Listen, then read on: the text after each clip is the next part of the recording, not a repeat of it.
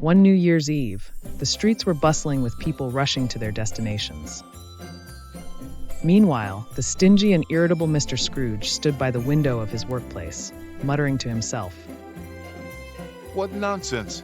All these people running around in the cold. I despise New Year's Eve. He sat at his desk, reviewing a list of those who owed him money, when his assistant hesitantly approached and asked, "Could I leave a little early today? It's New Year's Eve, and I need to buy a gift for my son." "Absolutely not," snapped Mr. Scrooge. How absurd! And why leave it until the last minute? You should have bought it earlier. Disheartened, the assistant returned to his work. Moments later, there was a knock at the door. Mr. Scrooge's equally grouchy dog barked in response. The assistant opened the door to find Mr. Scrooge's young nephew standing there. The nephew invited Mr. Scrooge to join their New Year's Eve dinner. However, as always, Mr. Scrooge dismissed the idea, scoffing at the thought of celebrating something he considered meaningless.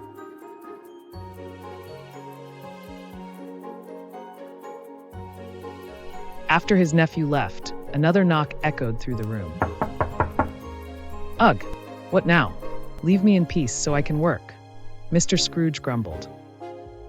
This time, two men entered, politely requesting a donation for orphans in need. "Money? From me? Ridiculous," Mr. Scrooge snapped. "Go knock on another door. I'm not here to throw money away." Disheartened, the men left. That evening, Mr. Scrooge returned home, changed into his pajamas, and settled on his couch. Suddenly, strange things began to happen. The windows and doors swung open on their own. Eerie howls echoed, and unsettling noises filled the air. At first, Mr. Scrooge dismissed it, but then a ghostly figure appeared before him. Mr. Scrooge froze in terror. It was the spirit of his late co-worker. "You, how is this possible? You're dead," stammered Scrooge, his voice trembling. "Go away. Leave me alone. I've done nothing wrong." The ghost spoke with a chilling tone. He revealed that his selfishness and greed had condemned him to wander the earth in shackles as punishment. "Don't repeat my mistakes," the ghost warned. But Mr. Scrooge, still consumed by fear, shouted, "Leave me be. You're dead. Stay out of my business." The ghost's haunting presence left a lasting chill in the air, marking the beginning of a night Mr. Scrooge would never forget. Mr. Scrooge dismissed the eerie encounter as a bad dream and went to bed. However, moments later, a strange light illuminated the room. Opening his eyes, he was startled to see a childlike ghost standing before him, the spirit of New Year's past. "Hello, we're going on a little trip to your past."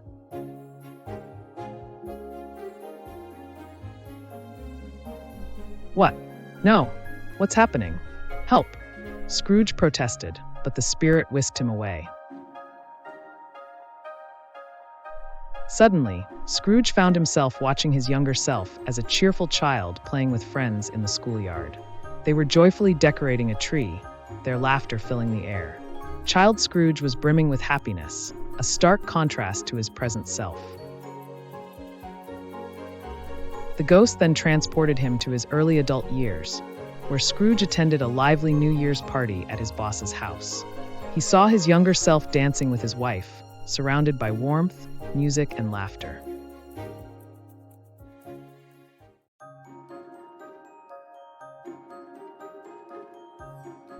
Finally, the ghost took Mr. Scrooge to another New Year's Eve from his past.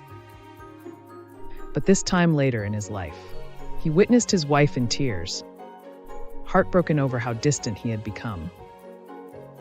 "You used to love me and care for me," she cried. "Now all you care about is money. There's no space for me in your life anymore. I think it's best we part ways." The memory was too painful to bear, and Scrooge begged the ghost to take him back to his home. Suddenly, he was home, but his relief was short-lived, as a giant ghost cloaked in green appeared before him. This was the ghost of the present New Year.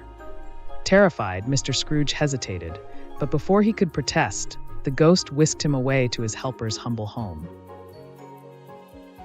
The ghost transported him to his helper's modest home. Inside, he saw the family gathered around a simple dinner table, celebrating despite their meager means. To his surprise, his helper expressed gratitude instead of resentment. "I'm thankful to Mr. Scrooge for giving me work," he said. "Thanks to him, we have food on our table." This unexpected appreciation struck Scrooge, especially since he had treated his helper harshly. Next, the ghost transported him to his nephew's house, where a lively New Year's Eve dinner was taking place. Scrooge observed the family laughing, eating, and celebrating together. To his astonishment, they had an empty chair saved for him at the table. "I wish Uncle was here with us tonight," his nephew said warmly. Scrooge was stunned. He had always assumed his family disliked him, but now he saw their affection and their desire to include him in their joy.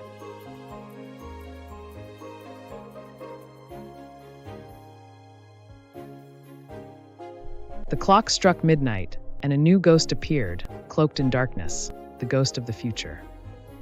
This apparition was more terrifying than the others and said nothing, as it guided Scrooge to a graveyard.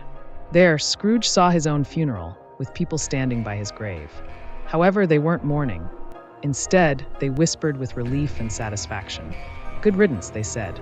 "Now we can finally live in peace." Scrooge's heart sank as he read his name on the tombstone. Unable to bear any more, Scrooge fell to his knees, pleading with the ghost. "Please take me back. I understand now. I'll change. I won't be that miserly, uncaring man anymore. I'll live differently. I promise you."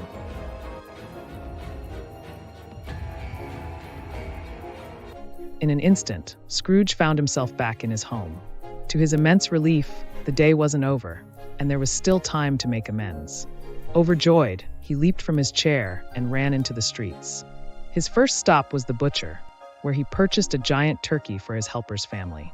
Next, he bought toys for the sick boy and arranged for their delivery. Then he made his way to his nephew's house and joined the dinner he had previously refused to attend. That evening, Scrooge experienced genuine joy as he reconnected with his family. But he didn't stop there.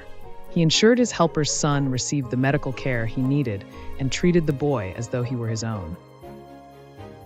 Scrooge also began helping the poor and made an effort to be kind and warm to everyone he encountered. From that day forward, Mr. Scrooge was a changed man. He left behind his selfishness, bitterness, and greed, embracing a life of generosity, compassion, and love. And as the years went by, nothing in his life was ever the same again.